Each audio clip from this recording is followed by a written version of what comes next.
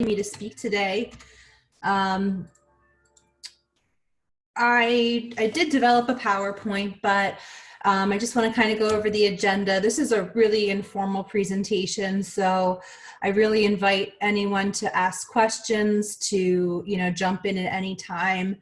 I'm just going to kind of run through some of my academic and career background and share a little bit of what I do here at Dickinson. And then I also wanted to share some ideas that I have about how you might go about getting experience in emergency management and in different, related fields to emergency management. And then I also want to share some of the things that I wish I would have known 10 years ago. And I would also invite you to ask any questions at the end. So we'll go ahead and get started.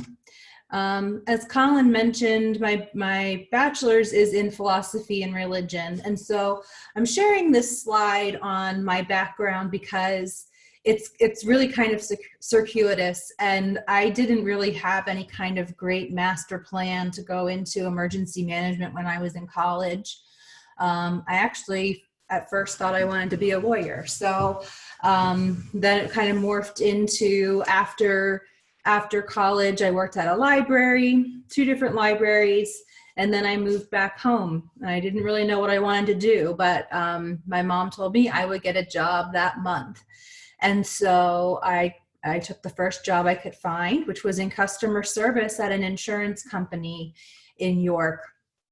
After a little while, they had an opening in their business continuity department, and I knew that I liked doing writing and learning about different parts of an organization. And so I took that position, and that really, I became aware of the Millersville Emergency Management Program. And back in 2009, I think I started that. While I was in the program, I also worked at WellSpan, York Hospital, as their disaster response coordinator. I also worked at Lancaster County Emergency Management Agency as their radiological planner trainer, and eventually moved over to Lancaster General Health doing safety. And so in the hospital world, the safety and disaster response was really heavily tied to their regulatory compliance and accreditation standards.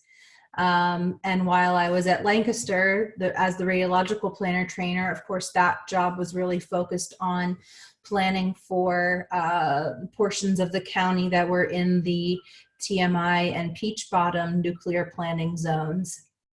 I started here at Dickinson College in 2015 as the Director of Compliance and Enterprise Risk Management, which on the surface kind of sounds like a deviation from the emergency management track that I was on. But in reality, it kind of combines all of those different areas and a lot of the different history that I've had in terms of employment.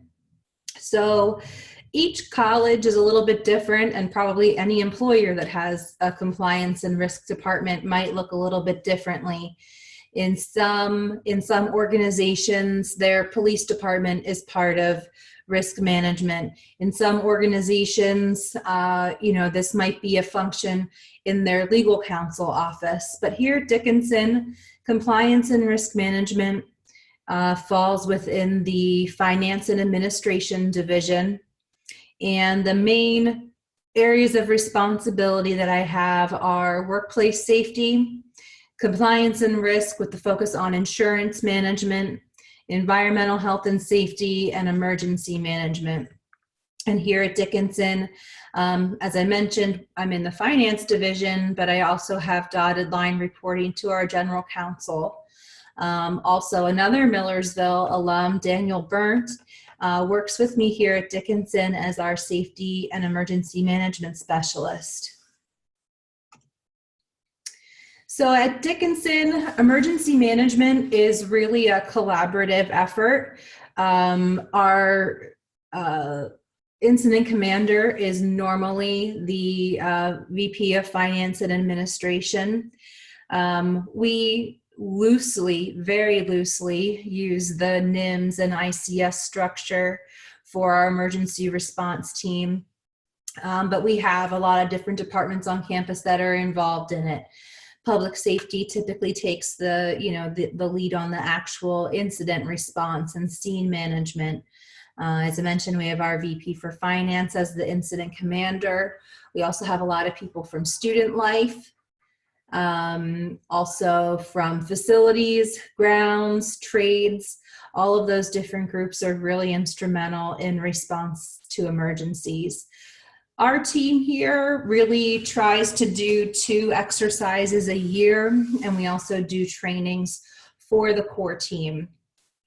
This past year in February, we did a lockdown drill exercise, and that was the first lockdown drill that we've had on campus. And in the coming year, we hope to really kind of graduate to a more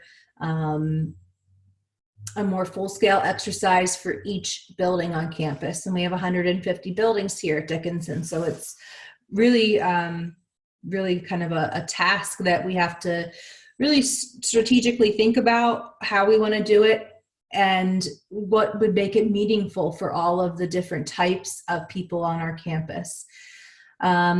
Some of the other things that we do for emergency management here are developing response guides, working with buildings on campus to talk about their business continuity plans and designating building managers for them. And as a residential college, we're really kind of our own mini city. We have our own trash operations. We have our own power plant. We have dining and, all of the things that you have at Millersville on campus. So some examples of types of emergencies that we've responded to here are building closures. We've had in the past some buildings that needed to close or undergo renovations because of hazardous materials. We've had a building close recently because of imminent equipment failure, and we wanted to relocate people before that equipment failed. We've had gas leaks. Unfortunately, we've had student deaths. And Dickinson really has a lot of international programs. About 65% of our students study abroad for at least 1 semester during their time here at Dickinson. And so we have, the inevitable crises that happen abroad. And we also have our own facilities abroad. So there's a lot going on outside of the physical confines of our campus here in Carlisle. For environmental health and safety, some of the things that Daniel and I work on are doing building inspections and safety audits. We do an annual audit for each building and really look for life safety code violations and try to get those areas cleaned up and in working order as quickly as we can. And so that really requires a lot of collaboration with our facilities partners and also with the stakeholders in all of the buildings that we're going to. Equipment inspections like eye washes, safety showers, AEDs, all of those types of things have to be inspected. And so, we work to get those done. We also coordinate environmental testing for things like radon. We have actually a really robust radon program here on campus. We've mitigated all buildings that needed mitigation, and we have a cyclical testing cycle so that we go back and retest buildings on a standard schedule.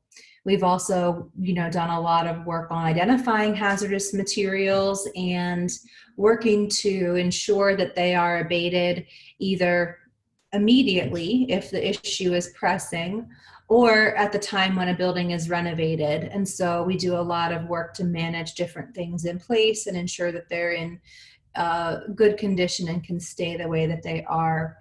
We also coordinate chemical waste disposal, working with outside vendors for removal of hazardous waste. And Daniel really does a fantastic job at compliance training. We have because we have so many different types of employees here, we have about 1,000 full-time employees and approximately 300 part-time employees. And there's very few people that have the exact same job title. So trying to make sure that people that need bloodborne pathogen training have it, trying to make sure that everyone who drives has their motor vehicle records run and has done safety training for that. And then keeping up with the documentation is just a huge part of what we do in this department. Workplace safety is another area that I mentioned. We facilitate a monthly workplace safety committee, and we really try to work with representatives from across campus. So there is faculty representation, human resources, several members from our facilities team, public safety, dining, our theater and dance department. We also have representatives from admissions.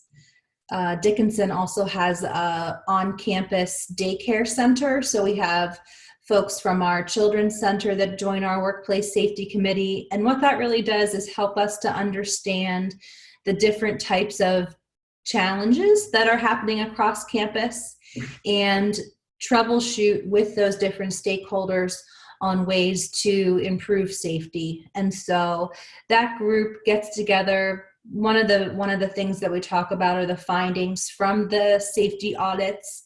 And another main part of our discussion is talking about what injuries have occurred, what employee injuries have occurred, and we try to look for common themes. A few years ago, we really had noticed a lot of injuries in our dining services area from knife cuts. And so we implemented a cut-resistant glove program, And so that type of injury has gone down greatly. Same kind of thing in facilities. Implemented a safety shoe program, and crush injuries to feet went significantly down. And so we really try to conduct an injury and accident investigation after every employee injury and try to, really find out not just that Ashley tripped, but why did I trip? Was the sidewalk icy? Was the person that's normally assigned to that area late for work this morning and so it didn't get done? Or there was another area on campus that had to be addressed first. And so we really try to drill down, not with the intent to blame people for having an accident, but to really find out why it happened and what we can do to prevent it from happening in the future. The other part, compliance and risk management. This is actually really one of my favorite parts of my position. We have a lot of different types of insurance here at the college that we select and place every year. So all of those different types of insurance lines that you see on the screen there for property and casualty, specialty insurance, workers' compensation, each of those policies has an application and for renewal every year. And so I do a lot of working with different campus stakeholders to get data. So I want to know if I'm insuring all of our autos, I need to know how many cars that we have. We have like 124 vehicles here on campus between all of the different departments. Working closely with HR to get information about payroll and the numbers of employees. And then, of course, for all of those applications, insurance carriers want to know what we're doing to manage our risk. And so I work really closely with people to develop plans and ensure that they have mitigation policies in effect that work for their operations and for their department. Down near the bottom, some of the committees that we work with are the Risk Management Committee. We have an International Travel Risk Assessment Committee, which is really interesting to see where people want to travel to and to have discussions about physical safety and security in those locations. There's also a strong tie-in there to our insurance because You know, some insurance carriers will not permit travel to certain locations.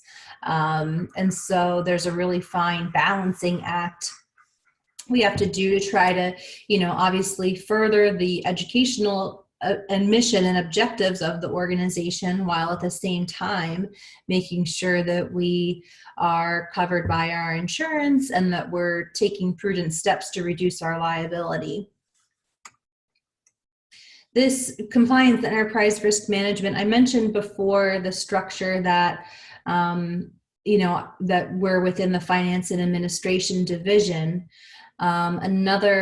Another part of our governance system here at the college is that we report to the Board of Trustees. And so this department reports up through the Committee on Compliance and Audit. And so the board gets a lot of these updates on our risk register, our compliance matrix, and updates about what different initiatives are going on for risk control. So I think that one of the biggest, most important things that pieces of advice that I could try to offer is that communication is a really important skill to develop. And it's something that I really am continually working on. We work with a lot of different types of people here at the college. So everyone from students to their parents to, you know, internal customers, I would say, in our peer departments across campus, and also with external groups and organizations. We work closely with Cumberland County, the county where Dickinson is located, to you know, do pre-planning for different emergencies, and our local fire department. Learning how to work with people rather than, you know, against them or at odds with them is really something that that I've had to develop. You know, I think that, and I guess what I'm coming at here, why I'm focusing on these skills is because I think that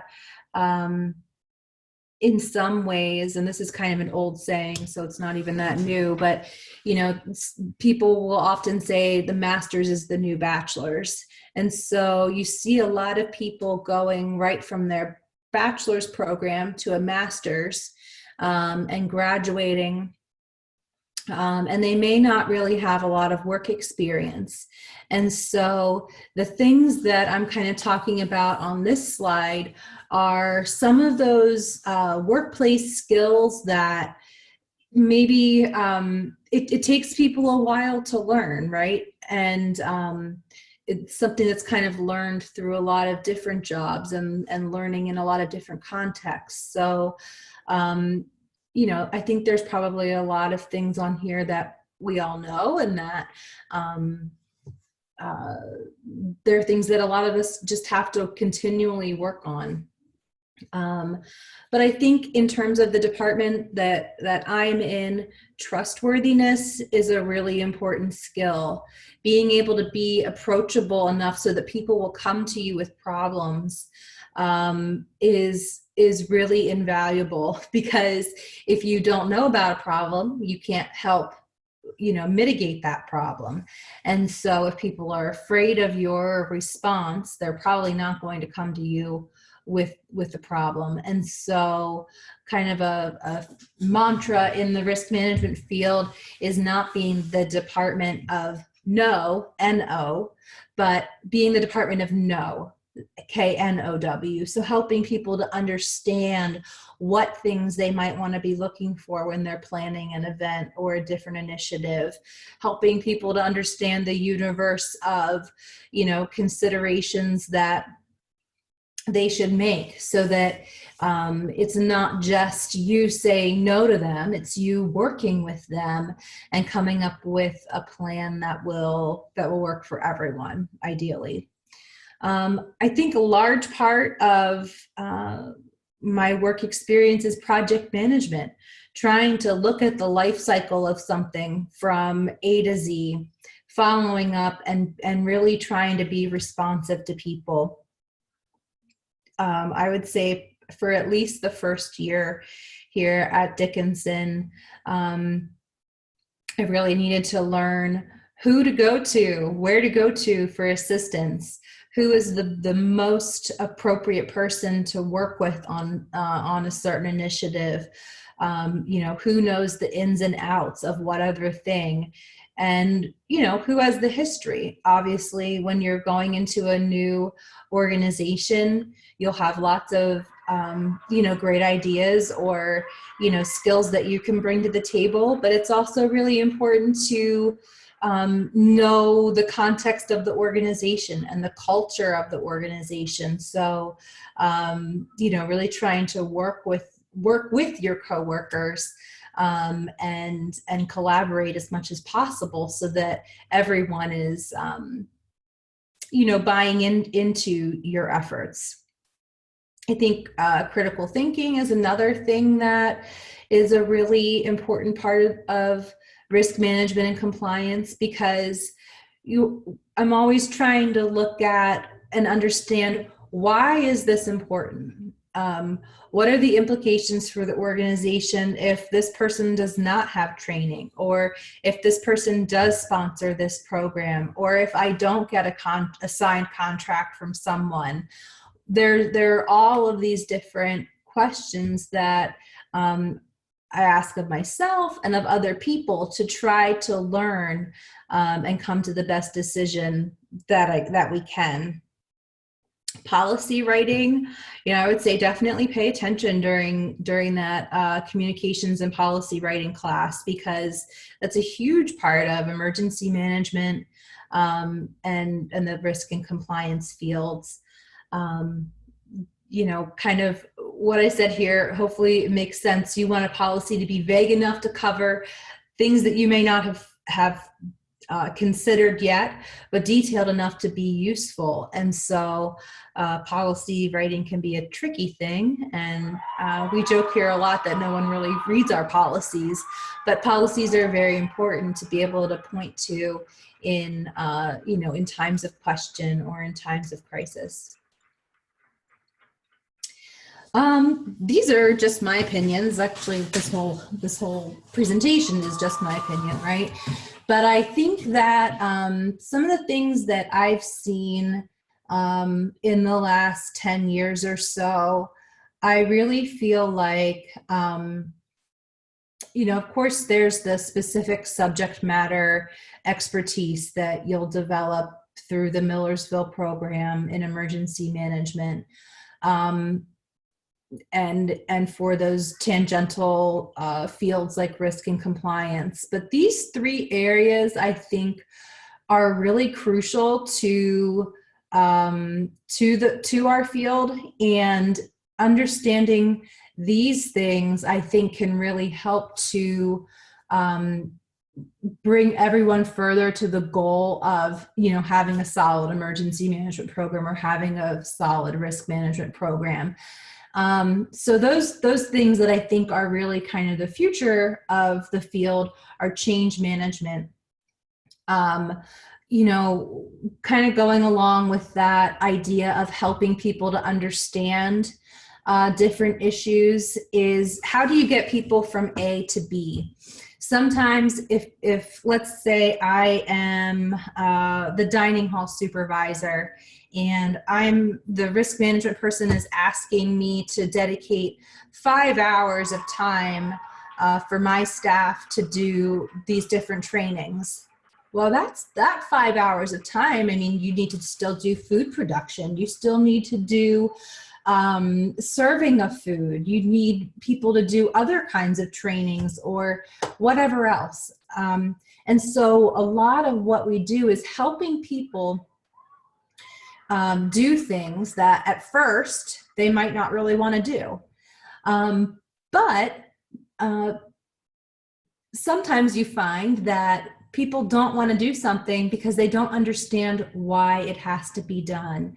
And so really helping people to understand, this is a condition of our insurance. And so I really want to make sure that we have the appropriate workers' comp insurance in place for your folks. And part of that means that we need to buy that insurance at an appropriate premium, which means that we have to have fewer losses.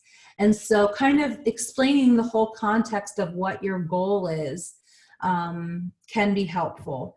And, you hear it all the time that organizations are trying to do more with less. And so I think that this is a challenge, but change management and thinking about when you introduce things and how you introduce them and who you introduce them to are all components of change management that I think are really, really relevant to emergency management as a field.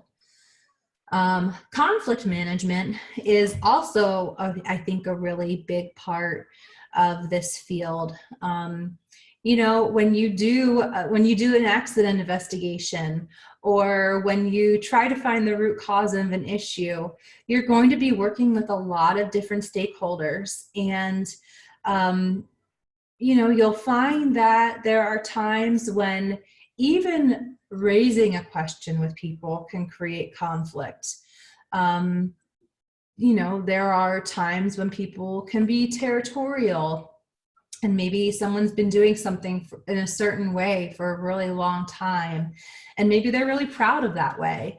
So being able to have a conversation with people in a non-adversarial manner can really go a long way toward building your emergency management or risk program.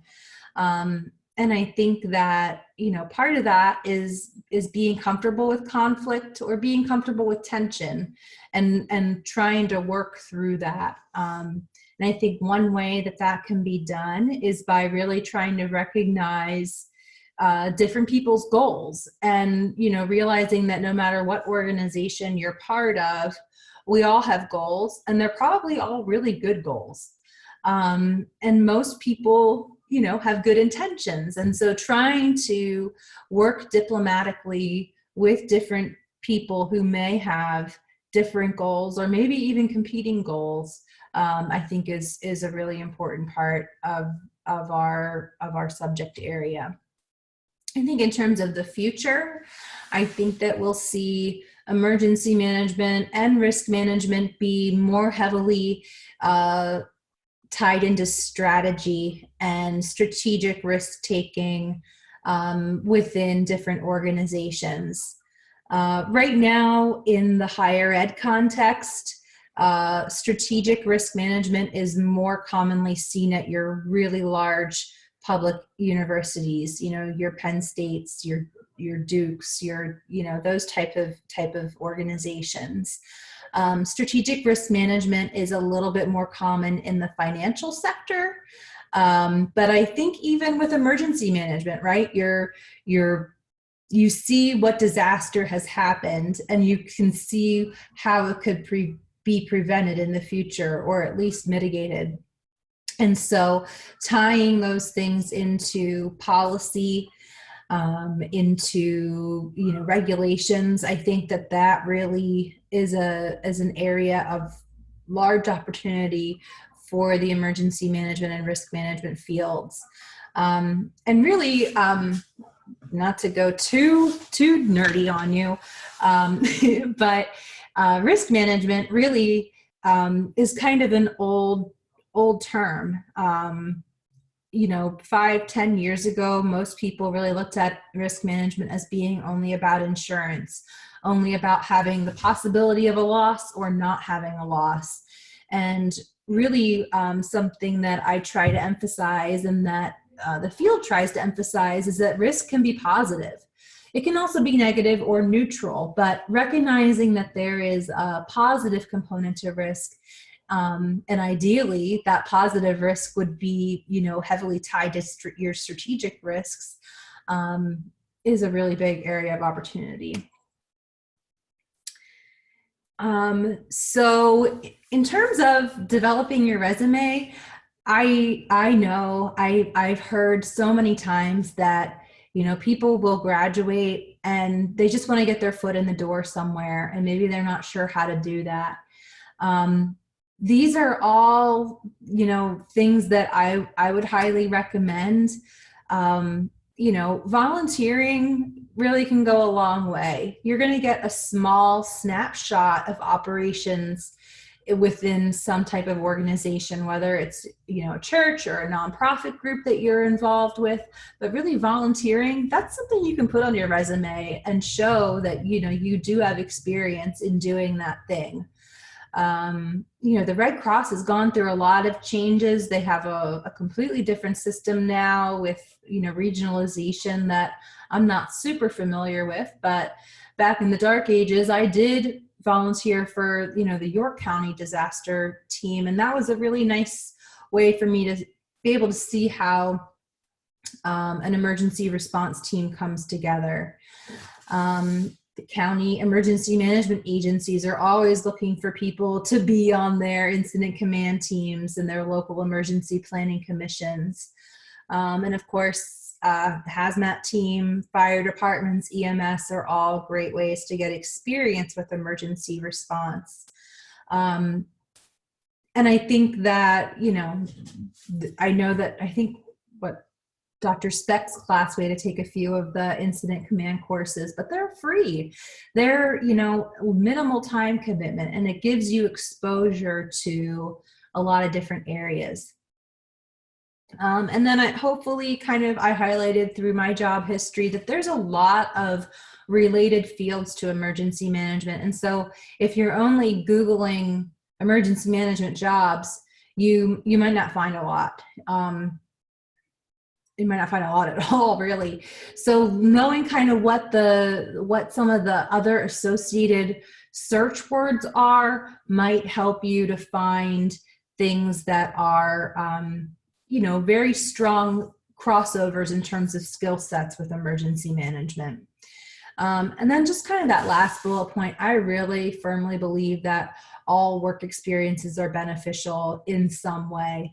I didn't put every last job that I've ever had on that first slide, but, I worked in housekeeping over the summers during college for the college. And so just developing those skills of how to work with people, I would never discount any type of job experience. There's something that you can find that you did at that job that can be applicable to other positions.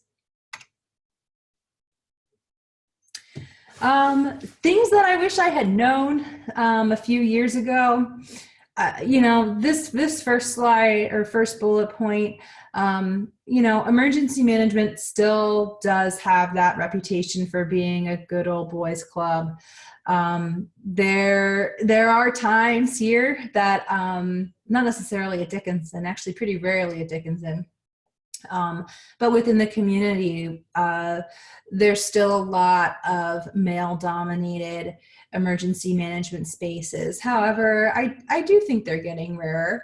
And I think that women can are successful in this field. I think that, when we think about the typical, emergency management positions or emergency related positions where people are working, 12 or 24-hour shifts, those things are really hard if you have children. And so that, I think, is part of why this has been such a male-dominated field for so long. But I think that having a good grasp on your own goals, what your own boundaries are, what are things you will or won't do, and finding an employer that can really align with them. I know for me, the idea of getting to travel a lot for work was exciting when I was 25.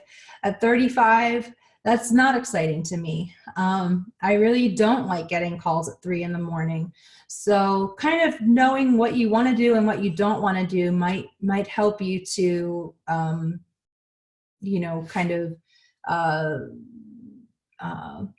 am I trying to say? Will help you to decide what kind of positions you're searching for. And I would just give a big shout out to the higher ed space. a lot of people don't necessarily think of higher ed as a place where they're hiring emergency management positions, but I think there are. And so, like I said before, sometimes those positions might sit within public safety or the police department for an organization. Sometimes they might be in student life. Sometimes they might be a department like mine.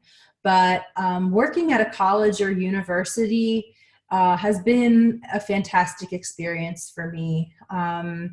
This is absolutely my favorite job that I've ever had.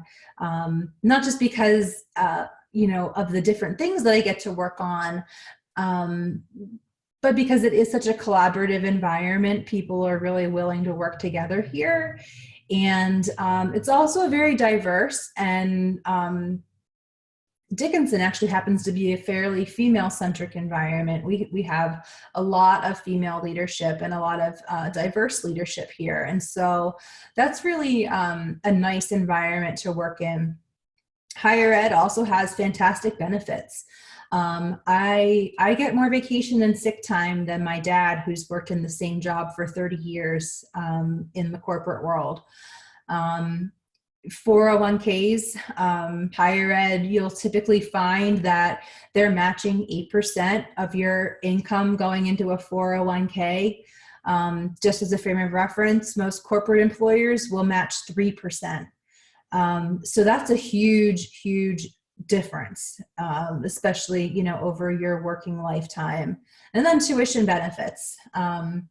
Right now, Dickinson is about $70,000 a year. And when my child is ready for college, it'll probably be, who knows? I don't even want to think about what that will be. But most colleges and universities have tuition benefits for your spouse or dependents. And so, that's just an incredible benefit. Pay might be lower, a little bit lower than the corporate world, but it's really not terrible. And I think for the quality of life that you're getting, like, for example, we have off 2 weeks at Christmas or for holiday break that we don't have to use any vacation time for. And so those perks really make higher ed a great place to work. Not to mention, I can wear Birkenstocks to work. It's a pretty informal environment, all in all.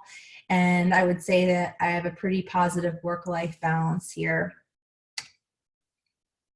So if anyone has any questions or comments or specific, things that you might be dealing with right now, I would love to hear from anybody that's on the line.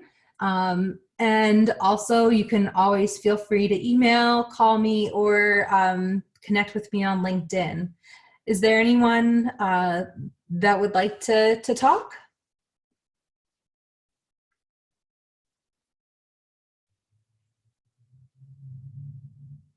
No. All right. Well, Colin, I guess I'll turn it back over to you. Okay, thank you. Does any, whoa, turn that down. Sorry, we're in a room with a bunch of other people here. Yeah, so we have one question from Alex. I had a quick question. What, for your university, what do you think is the largest, or I guess the most pressing issue when it comes to emergency management? Like, are you like really worried about active shooters or flooding or? I am most worried about building closures. Like most colleges and universities, we have a lot of deferred maintenance. Right. In a factory or a place where you have one building, it's really easy to kind of keep a handle on, when different systems need to be replaced, or, come up with a plan to do that. With 150 odd buildings, we have heating systems that are World War II era systems. And so that to me is probably one of the biggest areas of risk. Our campus here is in the middle of a small town. Millersville is kind of on the edge of the town, and we're kind of really in the middle of it. And so that's nice in some ways, but I think from a safety and security perspective, it also does create a little bit more of a challenge because, you know, a lot of our buildings are open Right. for a large majority of the day. And so you do get, you do occasionally get people in places where they're not supposed to be. But it's a problem that doesn't have an easy solution because we want to be an open and welcoming place. Right. So that, yeah, I mean, I wouldn't say that I'm specifically worried about active intruder type situations, but I do think that, you know, the safety and security is one consideration of many. We also have, you know, some pedestrian concerns here because we're actually bordered. The road that I can see from my office is actually a state highway. Now it's only one lane in each direction, but it's still a state highway. And so we have students crossing, you know, mid-block or, you know, not at a crosswalk, and that's definitely a concern too. I guess I never really would have thought of that, and I think sometimes when you're reading emergency management textbooks and whatnot, you think about, you know, maybe the more, I guess, deadly things. If that makes sense. I mean, so we do have a lot of, you know, flooding is the number one emergency in Pennsylvania. And the area that we're in, Carlisle is a pretty, what do you call? Daniel, if you're on here, you can shout it out. We're like, you know, at a very level elevation. So Poor drainage in the city. poor drainage. And so that has caused some issues in our buildings. Also kind of tying into that deferred maintenance problem that I issued, all of the rain and humidity problems can cause moisture control issues in our buildings, aka the most heinous word I ever utter, which is mold. So, you know, that in turn then can cause different emergencies here on campus. So the actual problem of flooding in and of itself is not a really high item on my worry list, but the associated problems that moisture and humidity cause are big problems for me. Hopefully that kind of. That did, yeah. Thank you. Yep. All right. Does anybody else have any other questions? No? All right. Well, thank you very much, Ashley, for your time. We really appreciate it. And that was a great presentation, and everybody have a great day. Thank you. Thanks.